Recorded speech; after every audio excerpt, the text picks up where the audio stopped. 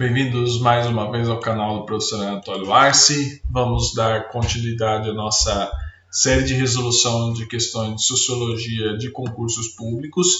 No caso, estamos resolvendo da banca OCP do concurso SED MS 2022 e no vídeo de hoje nós vamos resolver as questões 46, 47, 48, 49 e 50.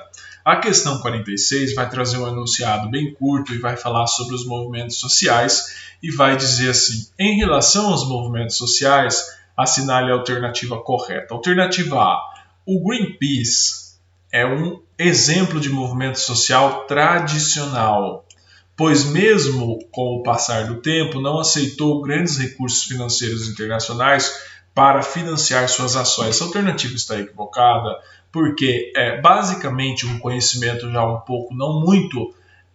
conhecimento não muito profundo sabe que o Greenpeace ele aceita doações internacionais, ou seja, ele é um movimento, não vou dizer movimento social, pode ser que seja, mas ele é um movimento de âmbito supranacional. Sendo ele um movimento de âmbito supranacional, ele aceita recursos financeiros de todas as partes do mundo. Portanto, a alternativa A está equivocada. A alternativa B vai dizer que os movimentos sociais buscam a mudança social das condições já estabelecidas, ou seja, essa alternativa você já observa que ela aqui tem um problema. No entanto, suas ações devem ser coibidas quando considerada a democratização do Estado. Tome cuidado com essa alternativa, porque a formação de movimentos sociais, ela depende basicamente, a sua existência, da democratização do Estado. Ou seja, em sociedades ditatoriais em que o Estado exerce o poder, em que o poder que vem do Estado ele não é democratizado, os movimentos sociais têm muita dificuldade de existir. Dizia até que é muito complicado no movimento social ele existir em sociedades não democráticas. Então, por que você vê que a existência de movimentos sociais, de certa forma, é um amadurecimento democrático em alguns estados? Ele é um dos sinais, é óbvio que essa discussão é muito mais complexa, mas ele é um dos sinais desse amadurecimento democrático que determinada sociedade está passando.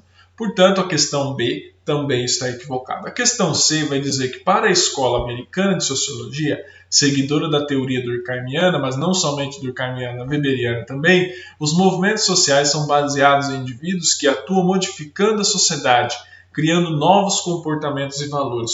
Tome muito cuidado com essa alternativa, porque os movimentos sociais, de fato, eles são baseados, mas não em indivíduos, são baseados em coletivos. Tanto é que está colocado no plural, movimentos sociais. Não são baseados em indivíduos, então eles são baseados basicamente, certo, num modelo coletivo de luta política, ou seja, uma forma coletiva, uma ação coletiva. O movimento social, queira ou não, ele é uma forma de ação coletiva. Eu sei que tem a discussão do Alain Touré sobre a diferença entre ação coletiva e movimento social, mas todo movimento social, de fato, ele é, em sua essência, uma ação coletiva. Então, partindo desse pressuposto, não é baseado em indivíduos que atuam modificando a sociedade. Ele é baseado no coletivo. Então, e eles não necessariamente criam novos comportamentos e valores. Basicamente, eles contestam injustiças ou eles reivindicam determinadas políticas com base no Estado, certo? Políticas públicas ou determinadas coisas eles reivindicam do Estado. Então os movimentos sociais eles surgem devido à necessidade de coletivos reivindicarem coisas no âmbito do Estado. Então eles se juntam, formam um movimento social para reivindicar determinada coisa. Por exemplo, distribuição de terras, no caso, se você for observar o movimento do Sem Terra. Moradias para pessoas pobres, como você pega no caso, por exemplo, do MTST, Movimento do Sem Teto lá de São Paulo. Então, ele surge a partir de uma necessidade, a partir de uma carência de um determinado grupo. Portanto, na questão 46, a alternativa C está equivocada. E a alternativa D vai dizer, os conceitos sociológicos de hegemonia, contradições urbanas e sujeitos históricos não são aplicados aos estudos de movimentos sociais. Essa alternativa está totalmente equivocada porque os estudos sobre os movimentos sociais eles surgem basicamente desses conceitos de hegemonia, ter uma classe hegemônica em que o pessoal que não faz parte dessa classe hegemônica é obrigado a se juntar em movimentos sociais para reivindicar algo no âmbito público coletivo, certo? Contradições urbanas é óbvio que existe porque muitos movimentos sociais surgidos, por exemplo, de moradia, eles surgem a partir de uma contradição em que você tem muitas casas, mas as pessoas não têm dinheiro para comprar essas casas. Você tem mais casas do que famílias, mas muitas dessas casas pertencem a mais de uma pessoa, pertencem a um grupo determinado de empresas. Isso daí eles podem chamar de contradições urbanas, e surge a partir de sujeitos históricos. Por exemplo, as lutas políticas são tributárias do momento histórico que elas estão vivendo. Por exemplo, como que você vai ter movimentos sociais de moradia urbana numa sociedade marcadamente rural? Isso não existe. Esses movimentos que surgiram que houveram contradições urbanas, eles são produtos de sociedades que de certa forma se industrializaram, de sociedades que já tem uma prevalência de pessoas vivendo na cidade e não no campo, porque senão aí as reivindicações seriam outras. Sendo assim, a questão D está equivocada. Então, na questão 46, se a B, a C e a D estão equivocadas, provavelmente a questão E é a correta, né? E a questão E vai dizer que na América Latina a igreja cristã esteve associada aos movimentos sociais. Correto. Certo, aqui na América Latina, o papel da Igreja Católica, sobretudo dos movimentos eclesiais de base, eles são primordiais para viabilizar a organização de movimentos sociais. Então, a Igreja ela teve uma grande participação, não a Igreja como um todo, não a Igreja como episcopado, mas setores da Igreja Católica, padres que se diziam, entre aspas, mais progressistas, estão associados aos movimentos sociais. Sendo assim, na questão 46, a alternativa correta é a letra I. Vamos agora à questão 47. A questão 47, vocês repararam, só voltando um pouquinho, que a OCP ela traz enunciados curtos. Então, o candidato tem que prestar bastante atenção nesses enunciados. E a questão 47 vai dizer sobre as discussões sociológicas a respeito dos movimentos sociais, assinale a alternativa correta.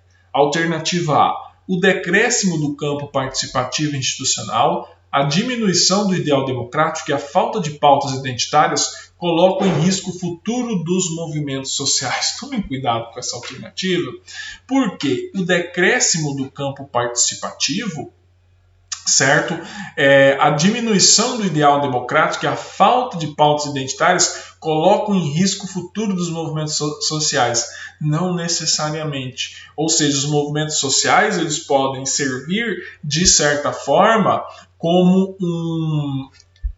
um grupo de pressão para que não ocorra decréscimo do campo participativo, para que não ocorra diminuição do ideal democrático, e também falta de pautas identitárias não põe em risco o futuro dos movimentos, porque os movimentos sociais não são pautados única e exclusivamente em pautas identitárias. Então tome muito cuidado em achar que os movimentos sociais só surgem basicamente com base em pautas identitárias. Se você, por exemplo, for pegar os dois movimentos sociais que são os mais fortes no Brasil, que é o MST e o MTST, são movimentos sociais em que as pautas identitárias não é o principal objetivo de luta. Por exemplo, você pega no MST é a questão da terra, a questão da agricultura familiar, no MTST é a questão da especulação imobiliária, do grande contingente de trabalhadores sem casas, do grande contingente de trabalhadores que são obrigados a viver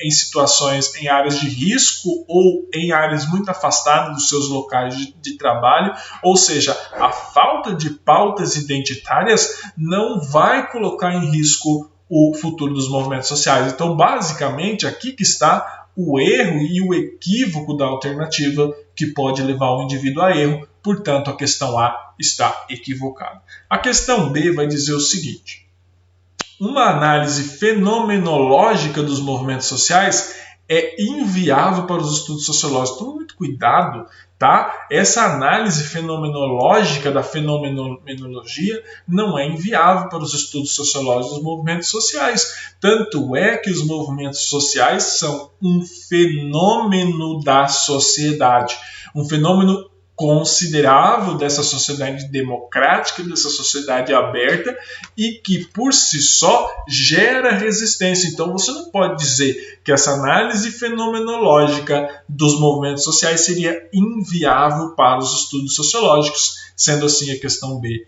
está equivocada.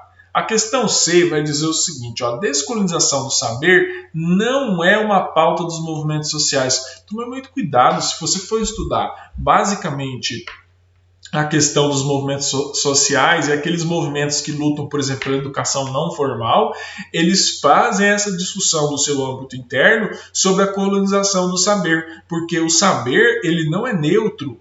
O ensino não é neutro, a educação não é neutra. O saber ele obedece a quem domina, certo? E o nosso saber ele ainda é eurocêntrico, então já tem toda uma literatura falando sobre a questão da colonização do saber. Os movimentos sociais pregam o quê? A descolonização do saber, a valorização dos saberes, por exemplo, tradicionais dos povos originários, que muitas vezes ficaram relegados a um segundo plano por conta da colonização do saber. Então, essa alternativa ela está totalmente equivocado. E a alternativa D vai dizer o seguinte: o ativismo político e as formas de contestação social não são necessariamente construídas a partir de movimentos sociais. Está correto, e tome cuidado ao analisar essa alternativa, porque para você resolver essa questão, você precisa entender a diferença entre movimentos sociais e ação coletiva, ou seja, esse ativismo político, essa contestação social, elas não vêm necessariamente a partir de movimentos sociais, podem vir também a partir de ações coletivas. Por exemplo, você não precisa ter algo complexo para reivindicar, por exemplo, um asfalto para sua rua. Você pode fazer isso por meio de ações coletivas. Ou seja, dependendo da pauta, se essa pauta não for tão complexa, como, por exemplo, a questão da reforma agrária ou a questão do déficit habitacional nas grandes cidades, esse ativismo político e essa contestação do ideal hegemônico pode ser feito por meio de ações coletivas e não necessariamente por meio de movimentos sociais.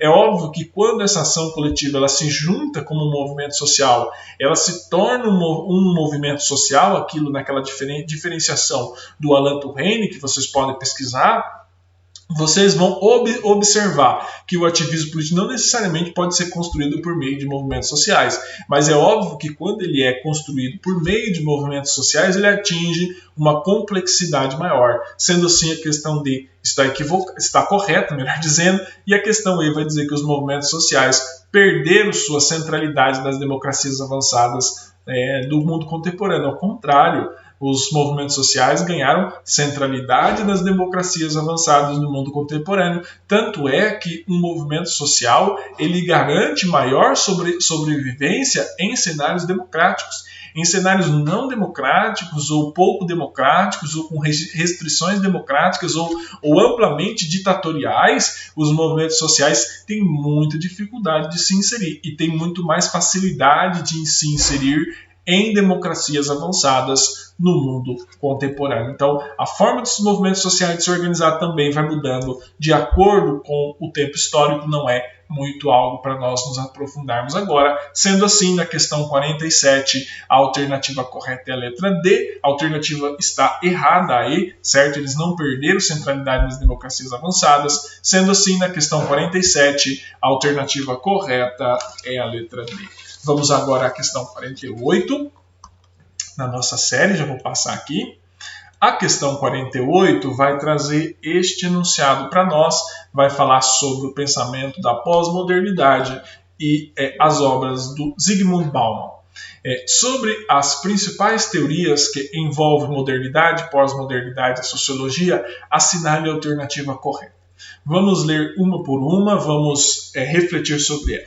Alternativa A. Segundo o sociólogo polonês Zygmunt Bauman, a pós-modernidade perpetrada pela A pós-modernidade, perpetrada pela racionalidade, conduziu a vida moral dos homens para o caminho de certezas. Toma muito cuidado com essa alternativa, porque o Zygmunt Bauman vai dizer o contrário, certo? A racionalidade conduziu a vida moral dos homens para um caminho de incertezas. A pós-modernidade, ela é perpetrada por uma incerteza cada vez maior, certo? Por uma insegurança e por uma incerteza cada vez maior. Então, toda vez que você vê certeza com pós-modernidade, essas duas palavras, esses dois significados não combinam entre si, certo?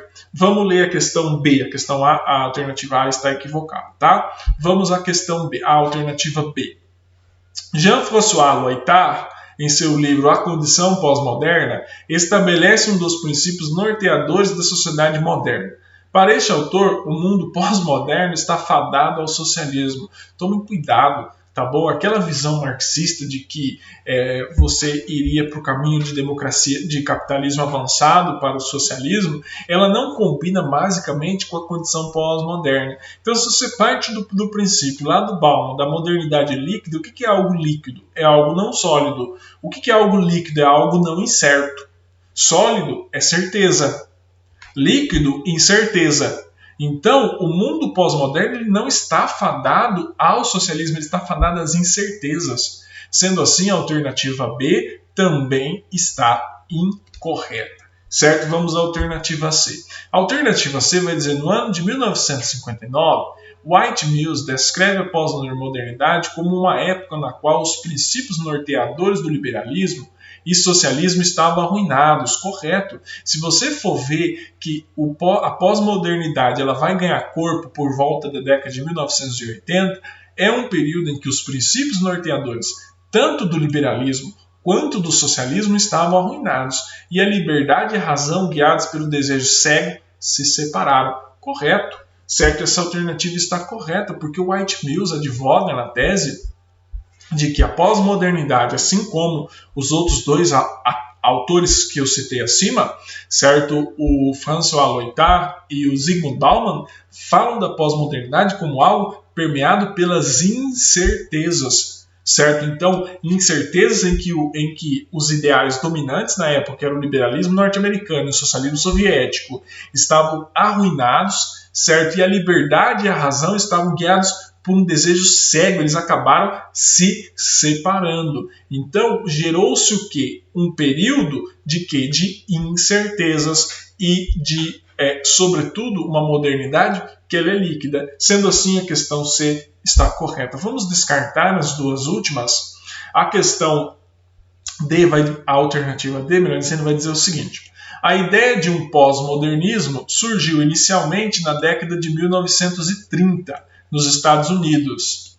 O conceito foi primeiramente utilizado para descrever um avanço conservador dentro do modernismo. Tome cuidado com essa alternativa.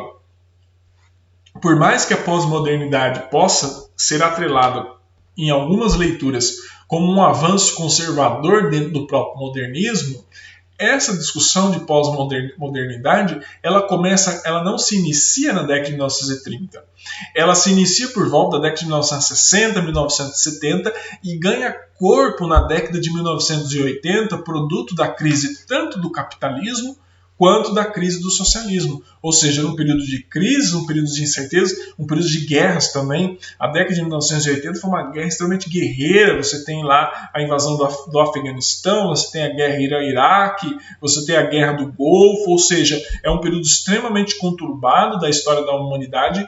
A década anterior, a década de 60 e 70, é marcado pela guerra do Vietnã, por aqueles conflitos todos, pela crise dos mísseis, ou seja, se você estudar a história da humanidade da década de 1960 e 1980, ou seja, esses 30 anos, essas 3 décadas da história da humanidade, você vai observar que tem um cenário de extrema incerteza. E aí que surge, na esteira desse processo, se pavimenta o que se chama de pós-modernismo, que é um período de extrema incerteza, ou seja, de modernidade líquida. O pós-modernismo ele é uma modernidade líquida, ou seja, você pode usar os conceitos como sinônimos, se você for ver, mas não surge na década de 1930. A década de 1930 ela era marcada pela crise do socialismo, ela é marcada por um grande conservadorismo e pela ascensão do nazifascismo. Portanto, a alternativa D está equivocada, está totalmente fora de contexto.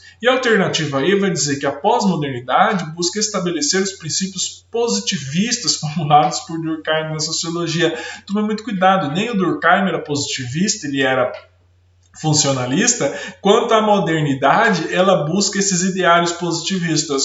Por quê? Porque a pós-modernidade é marcada pela incerteza. E o Émile Durkheim e o Augusto Comte, por exemplo, eles falam de questões retas, de caminhos retos da sociedade, de fórmulas em que a sociedade vai buscar um equilíbrio. E a pós-modernidade é produto justamente desse desequilíbrio da modernidade em que você transforma certezas em incertezas. Certo? Sendo assim, na questão 48, a alternativa correta é a letra C. Vamos agora à questão 49, a complexa questão 49 vai falar sobre o pensamento do Max Weber. Vamos ler primeiro a alternativa. Vamos lá. Assinale a alternativa que corresponde aos tipos puros de ação social propostos por Max Weber. Tome cuidado. Não confunda tipos puros de ação social com tipos puros de dominação. Por mais que esse tipo puro de dominação social sejam também tipos puros de ação social, e eles estão entrelaçados. Então, você tem, primeiramente, antes de analisar as alternativas, você tem que ver que, segundo o pensamento weberiano, existem dois tipos básicos de ação social: a ação social racional e a ação social irracional. E, a partir disso, a ação social racional está atrelada a fins e a valores, e a ação social irracional está ligada à tradição e à afetividade. Então, você tem que partir desse princípio, certo? Em que você sabe que não existe ação social referente ao objetivo comum. Então, você já pode eliminar a alternativa A, certo? A alternativa B também vai falar de ação social de objetivo comum. Então, você pode eliminar essa também. Você pode também eliminar a alternativa D, que ela vai falar de ação social de costumes e ação social emotiva. Assim como você pode eliminar a alternativa E, que vai falar também de ação social de objetivo comum. Essa questão você só resolve sabendo ela. Por quê? Porque você precisa saber que existem dois tipos de ação social, as racionais e as irracionais, e dentro da ação social racional você tem aquela de fins, certo? E aquela de valores. E a ação social irracional é aquela afetiva, certo? E tradicional. Sendo assim, na questão 49, a alternativa correta é a letra C. Essa questão é complicada. Se você não souber, é muito complicado você fazer ela por eliminação. Então, esses tipos puros de ação social propostos por Max Weber eram ação social referente a fins, ação social referente a valores ligadas a ações racionais e ação social afetiva e ação social tradicional ligada a ações irracionais. Sendo assim, a questão 49, a alternativa correta é a letra C. Vamos agora à questão 50, também a última questão do nosso vídeo de hoje. A questão 50 vai dizer o seguinte, a produção sociológica de Weber abrange diferentes áreas de convivência social. Beleza. A partir de seus conhecimentos sociológicos sobre o tema, assinale a alternativa correta. Vamos à alternativa A, que é a correta, eu não gosto quando isso acontece, mas enfim, que ela vai dizer o seguinte: para Max Weber, o tipo ideal é alcançado pelo pesquisador mediante a ênfase unilateral de um de seus diversos pontos de vista, ou seja, qual é o problema dessa questão? De fato, o tipo ideal são tipos puros de análise sociológica em que o pesquisador ele só adquire quando ele tem uma ênfase unilateral sobre o objeto, só que ele tem que unir os diversos pontos de vista, ou seja, ele vai ter uma visão. Vamos pegar o livro Ética Protestante, o Espírito do Capitalismo. Naquele livro, você vai ver que o Max Weber vai ter uma ênfase unilateral de criação do tipo ideal de protestante europeu que veio para os Estados Unidos, ou seja, aquele indivíduo que tinha uma vida frugal, que queria enricar, que economizava, aquele indivíduo que guardava muito dinheiro e que investia esse dinheiro no desenvolvimento empresarial. E esse foi o tipo ideal de empresário. Ele tem uma ênfase unilateral, mas ele analisa esse indivíduo por diversos pontos de vista. É unilateral porque ele vai analisar a questão religiosa, obviamente, porque o protestantismo é algo que privilegiou a acumulação, certo? Diferente do catolicismo, que previa, que punia a acumulação, punia os juros, por exemplo, se você for ver isso historicamente, e ele faz isso a partir de diversos pontos de vista. Sendo assim, na questão 50, a alternativa A está correta, mas nós temos que eliminar as demais alternativas. Vamos à alternativa B. A alternativa B vai dizer o seguinte, segundo Max Weber, assim como Emile Durkheim, a sociedade é a causa lógica da sociologia. Não tem lógica, não tem causa lógica da sociologia para nenhum desses ambos autores, muito menos para o Weber, certo? Que dá uma ênfase maior ao indivíduo do que o Durkheim. Portanto, na questão B, a alternativa, na questão 50, a alternativa B está equivocada. A alternativa C vai dizer o seguinte, dentro da sociologia compreensível de Max Weber, a propriedade privada se constitui como o único critério para o estabelecimento de classes sociais equivocado. Ele trabalha com o sentido de propriedade privada, trabalha com a questão de classes sociais, mas totalmente diferente da visão que o Karl Marx tinha. Até porque o Weber também trabalha com a condição de status, que não necessariamente está ligado a algo material como a propriedade privada, certo? Então você tem que conhecer essas nuances do pensamento weberiano e não confundi-la com o pensamento marxista. Portanto, na questão C está equivocado. A questão D vai dizer o seguinte, em seu livro Economia e Sociedade, Max Weber abandona sua metodologia de tipos ideais para construir uma análise da dominação. O Max Weber não abandonou o conceito de tipo ideal, certo? Ele não abandona a sua metodologia de tipos ideais. Tá bom? Então ele não abandona em nenhum de seus livros. Portanto, a alternativa D está equivocada. E a alternativa E vai dizer que a produção sociológica de Max Weber tem como a primazia o objeto científico e não o sujeito. Está equivocado. Tanto o objeto científico quanto o sujeito, eles têm primazia na produção sociológica de Max Weber, certo? Então você não pode dizer, o Weber é um dos 3 sociólogos, dos 3 fundadores da ciência social, os 4 você vai ver, se você for pegar o Comte, o Durkheim, o Marx e o Weber é aquele que dá maior ênfase para o indivíduo em suas análises, certo? Então você colocar que ele tem a primazia do objeto científico e não do indivíduo, você está invalidando a questão, porque para o Max Weber, tanto o sujeito quanto o objeto científico tem valor. Sendo assim, na questão 50, a alternativa correta é a letra A. Muito obrigado pela atenção de todos vocês. Seguimos aqui com os nossos estudos. Terminamos a parte 2 desse vídeo. Curta, compartilhe, se inscreva no nosso canal. Me ajude a difundir o conhecimento sociológico de maneira prática. Tá bom? Até mais.